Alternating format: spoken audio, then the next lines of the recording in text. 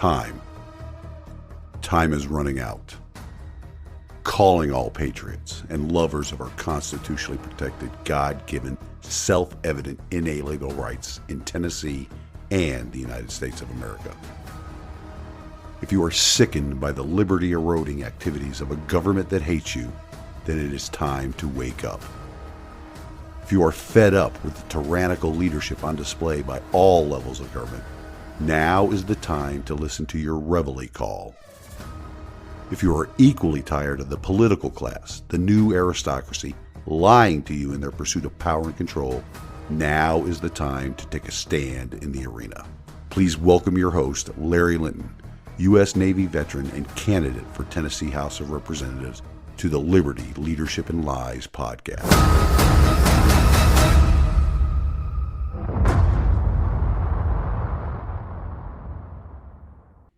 Welcome back to this week's conclusion of the conversation I had with founder and executive director of Tennessee Stands, Mr. Gary Humble.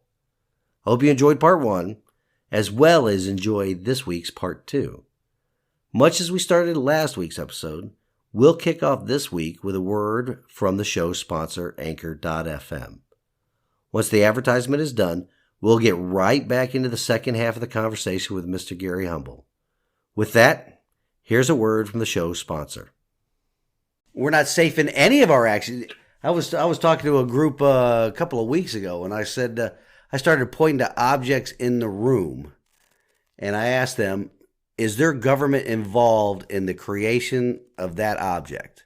And there isn't one thing other than the air we breathe right now that the government is not involved in some way, shape, or form. And the government's trying to get involved in the air we breathe now. And if it's not a constant fight, I mean, that's going to be regular. Do you think carbon taxes are going to be the end result of all this legislation on greenhouse gas emissions?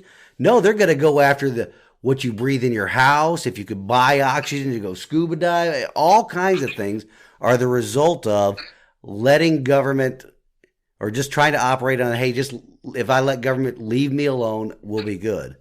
Government's involved in everything we do. Stoplights, cars, bikes, clothes, electricity, water, and we allow that to happen.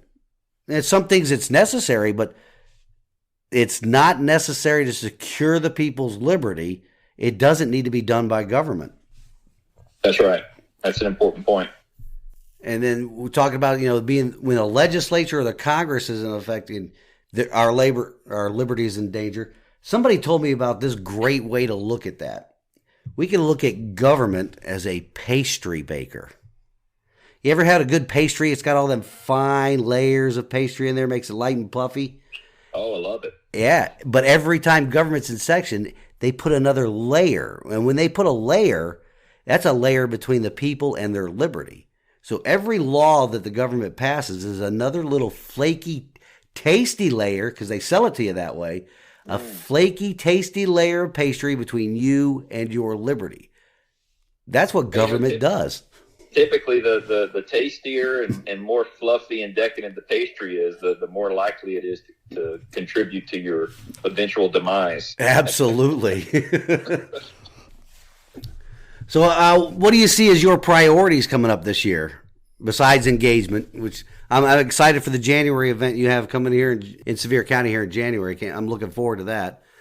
Yeah, well, just be good to get other like-minded folks and leaders in the room and talk about these initiatives, and the hope is to be more of a unified front as conservatives, as liberty-minded people.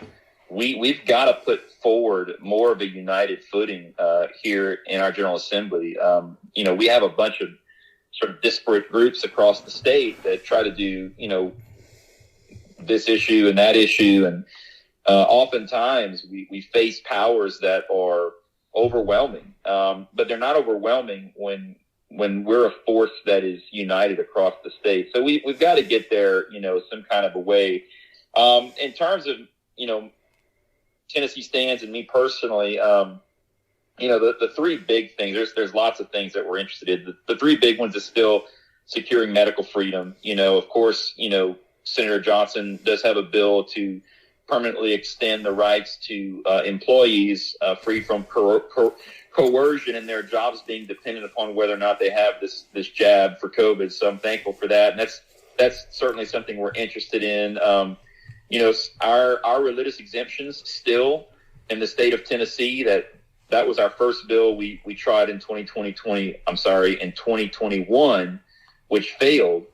And currently, in the state of Tennessee, you have a religious exemption to vaccination requirements in schools and for your kids and whatnot. But those exemptions go away in the case of an epidemic or the immediate threat of an epidemic. So we're still working to, essentially secure an individual's right to make their own medical decisions, to decide whether or not you want a vaccine. Seems pretty simple to me, but it's unfortunately a very complicated thing to get done here in Tennessee. So still very interested in that.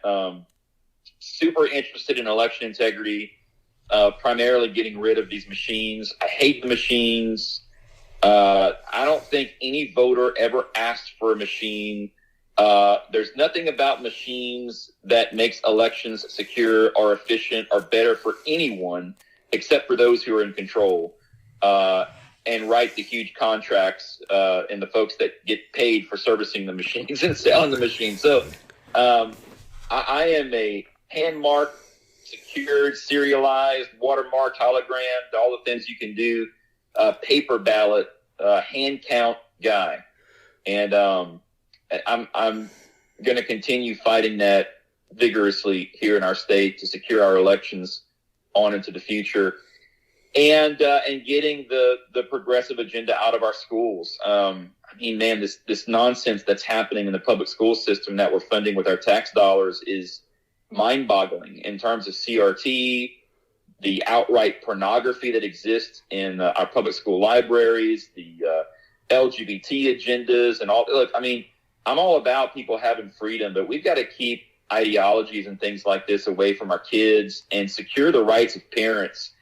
Parents are the ones that are responsible to shape the worldview of their children, not the public school system. And to me, that's something very fundamental that needs to be fixed in our state. And so those are three things that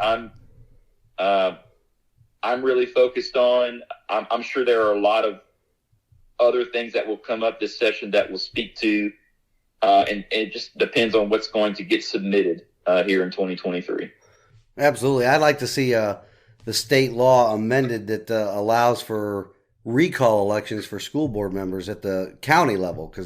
So we championed that last year, and had Representative Chris Todd out of Madison County run that bill. It passed in subcommittee in the House and then failed in the full education committee. And I wonder why. Well, yeah, of course. I can't remember who it was. I don't want to misquote him. I feel fairly confident it was Representative Lafferty out of the Knoxville area. Uh-huh. And his statement was, well, if this bill passes, then every time an elected school board member casts a vote, they need to be worked. He literally said this. He said every time an elected school board member casts a vote in a school board meeting, they need to be concerned as to whether or not they're going to be reelected or recalled. I said, I'm thinking, yes. That's exactly the purpose of it. you get it.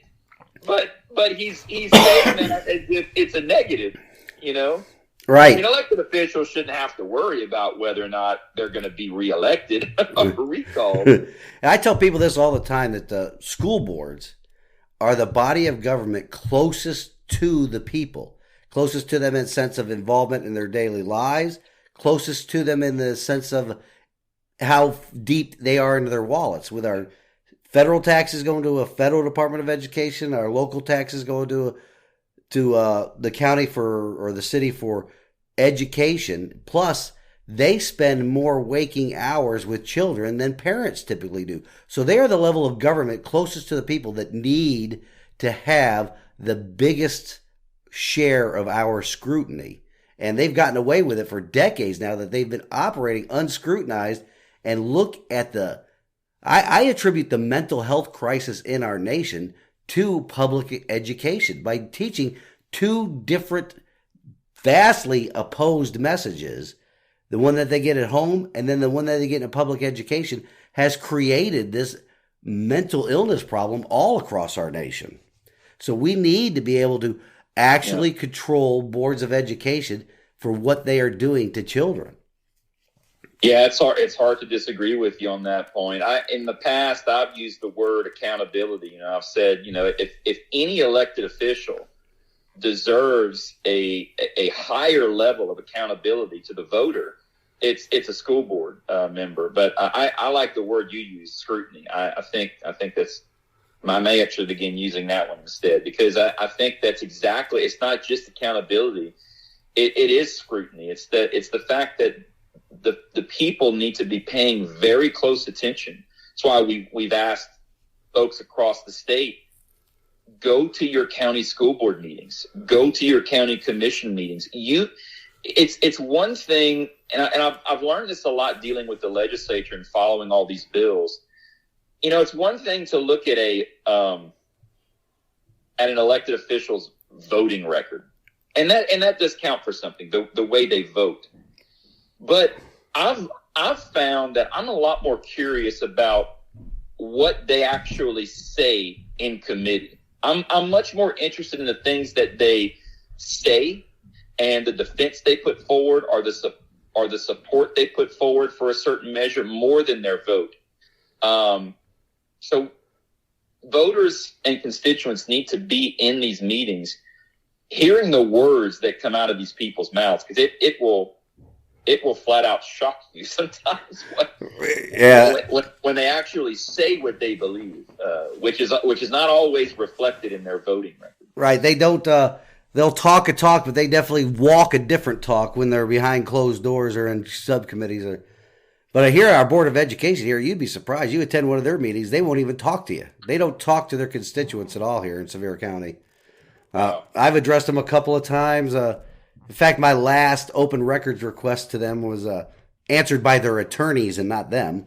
So I don't think they're huge fans of me, which I don't care. It doesn't increase or decrease my level of happiness. But the school boards definitely need, because I think, and I think it's proven throughout human history, that if you control the kids, you control the education of the children, you get the desired outcome that you want. And so they have been controlling education in our country for so long. They are getting the outcome that we have. The Gen Zers or whatever, these young Gen Zs that just participated in vast numbers in this election cycle. Yeah. That's proof of what you could do if you control a generation's education. And I'm glad you brought that up.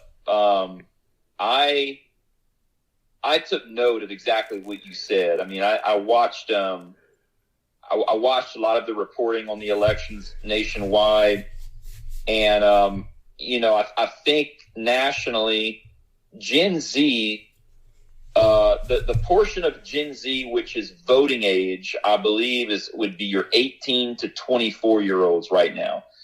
24 or 25 to 29 year olds would be your younger millennials. So just Gen Z and younger millennials, ages 18 to 29, were roughly 13% of the vote nationally.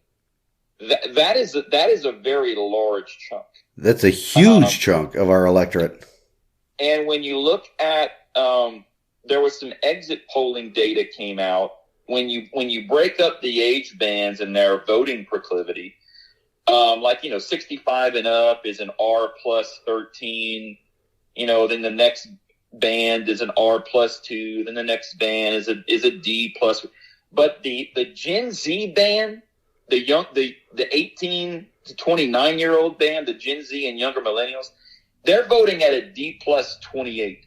I mean, they are so heavily swayed towards the progressive vote at the ballot box. And it's when you look at that statistically, I mean, it's clear. It should communicate to you what the public school system and the impact it's having on our younger generations. And I think that's an important point to make, and it's important to talk about, because as passionate as I am about election integrity,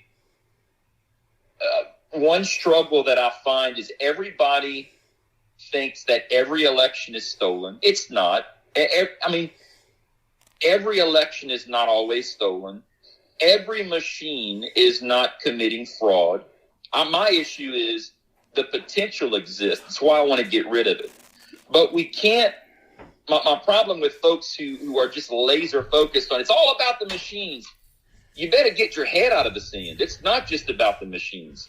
You need to wake up and realize this younger generation that's coming online in the electorate, and they're now voting.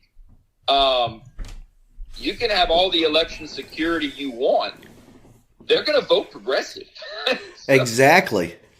You know, it's concerning. We need to be very focused on our young people, on education, and finding ways to reach them with a conservative, with a liberty message, because the future of our nation does not just hang on election integrity. I believe, I agree with you. It hangs in the indoctrination that is currently happening in our public schools, and we're going to see the repercussions from that here very, very soon. Yeah, we're going to reap what we have sown with our public education when we didn't hold the Republican Party account. I mean, I think this is Ronald Reagan's second biggest mistake. The first one was the amnesty, but in 1980, the Republican Party had on their platform the disestablishment of the federal Department of Education, because there is no enumerated power in the Constitution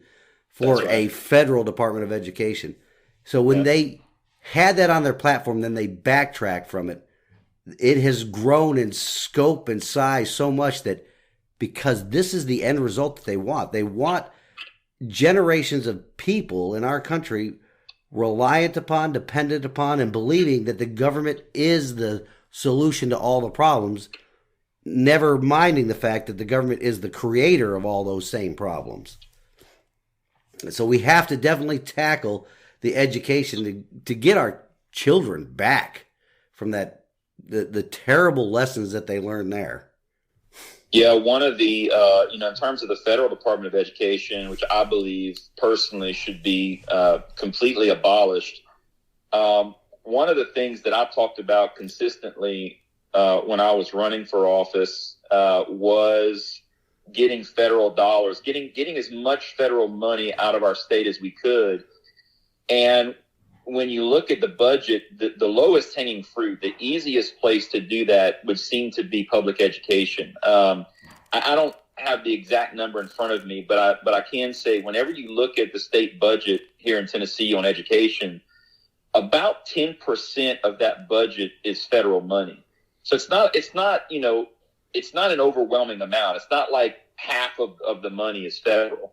So when you think about, a 10% budget attributed to federal dollars, and you're looking at a state that has been running on a $3 billion plus surplus in our budget, and I think this year we're probably on track for $4 or $5 billion. It's insane the revenue the state's generating right now ahead of budget.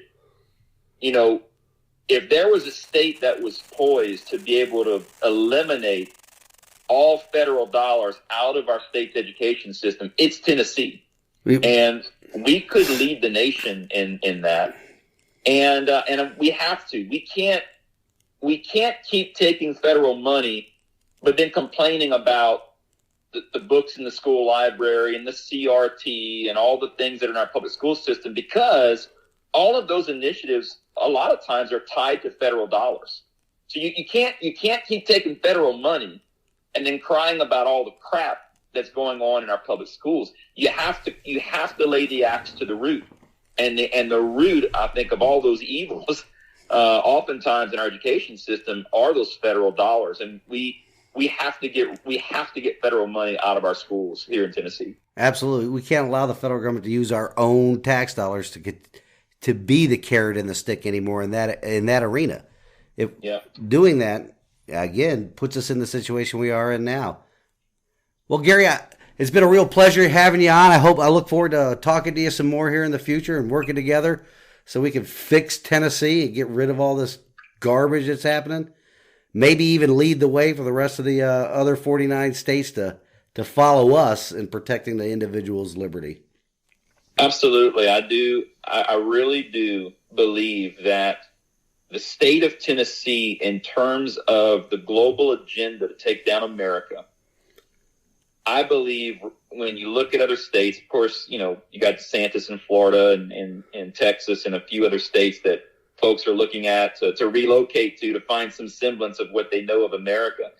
I personally believe that Tennessee is the line in the sand, and we've got to do everything we can do. And like you said, be the volunteer state, lead the way in making the moves necessary to preserve liberty here in our state. And thank you for the opportunity and the time to be with you today. And thanks for what you do out there in East Tennessee. And let's look for ways that we can make an impact in the state. Appreciate you.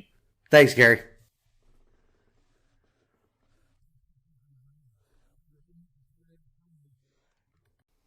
Well, that wraps it up, ladies and gentlemen. I hope to have Gary back on the show sometime in the near future. He, along with some other patriots that are doing some heavy lifting in the state of Tennessee, they will be here in the Sevierville area next month, and I hope to have some more one-on-one time to chat with him. In closing, this week's wisdom from God's Word comes to us from Proverbs 6:3. So do this, my son, to free yourself, since you have fallen into your neighbor's hands. Go to the point of exhaustion and give your neighbor no rest. The elected officials that serve in our government are our neighbors. For far too long, we have left them to operate without the scrutiny needed by we the people. In doing that, they have turned away from what they are supposed to be, servant leaders, into what they are now, usurpers of liberty. We must work to the point of exhaustion in our involvement with these elected officials. We cannot allow them to rest. We ourselves cannot rest on the laurels of past victories thinking that everything is better now. Constant vigilance of the government formed to secure the people's liberty is required to ensure that they stay within their constitutional limitations. We cannot allow them any rest from responding to our letters, our phone calls, our emails, and our requested meetings. Because when they are not responding to us or meeting with us, they are responding to and meeting with lobbyists, corporations, special interest groups, unions, and other people or organizations who care not one bit about the liberty of the citizens. We, the people, must occupy all their time and keep them focused on following their oaths. All levels of government. As I have stated in the past, it is only by working together, something which conservatives have a really hard time doing, but it is only by working together that we can at least save our state from turning into the poop show that many other states have already turned into. We Tennesseans can lead the way for the rest of the country in this effort, but it will take effort. A lot of effort from every Tennesseans.